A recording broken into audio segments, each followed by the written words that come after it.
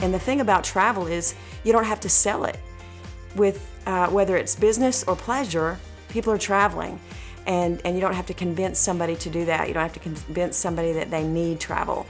And that's why it's got a universal appeal. The booking engine is a live booking engine, and a lot of people are used to having, leftover inventory and things like that. But this is a live booking engine that encompasses all travel all over the world, all different kinds of travel. So you have cruises and weeks and villas and marketplace, and you can actually go and bid on the lowest fares. We were watching today how there were weeks, entire weeks that were $114, and so I'm looking at this engine going, this is something that we can give somebody for free, and they have access to $8 trillion worth of inventory.